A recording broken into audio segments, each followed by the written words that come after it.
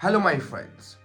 Imagine yourself at home safety with your family, and suddenly the security forces stormed your house, robbed you of your freedom and security, and sent you back to your country, which you fled for many reasons.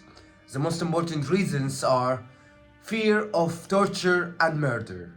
Imagine also that this country is a party in the Convention Against Torture, which means that the state is obligated not to return or extradite any person at risk of torture, and to the principle of non-refoulement guaranteed in customary international law, which requires that no person being returned to a place where he might exposed to the risk of persecution and any other serious human rights violation.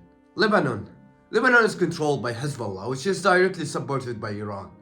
The country thus lives in a state of poverty and deteriorating economic, health and social conditions. The country is thus ruled by corrupt politicians whose money is in banks abroad, and their people suffering poverty and homelessness. They didn't find an excuse, so they went to blame this refugee Poor Syrian. Returning a Syrian refugee to his homeland at this time means sending them to die. And there are many witnesses. This is not the first time something like this has happened.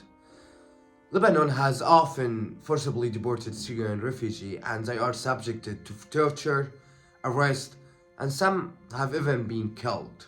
A Syrian refugee in Lebanon committed suicide after being informed of his deportation to Syria. In his opinion, killing himself is better than to live under the harsh torture in the regime's prisons. The escalation of racism against the presence of Syrian refugees in Lebanon and the pressure on them made the 1.5 million Syrian refugees live in a state of anxiety and terror, promoting them not to leave their own homes. This is an unforgivable crime and we should not be silent about it. This is a violation of human rights and refugee agreements. Some of those people are registered with the United Nations. They were not even given a chance to object or to speak to a lawyer or communicate with the human rights organizations. They were immediately handed over to the Syrian regime. They were deprived of the right to protest or appoint a lawyer. This is in itself is a crime.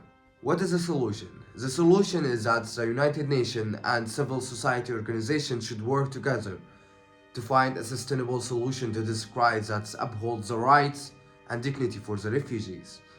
That could include providing help and support to host countries like Lebanon, Jordan, and Turkey, and resettling the refugees in other countries that are willing to accept them. It's also really important to address the root causes of the Syrian revolution and work toward a political solution that ensures the safety and well-being of all Syrians, and thus requires that the international community work together toward a peaceful resolution and hold those responsible accountable for committing crimes and human rights violation, and supporting civil society organizations and activists who are working toward positive change. And now, do you think the solution for Lebanon to become a paradise is the forcible deportation of Syrian refugees?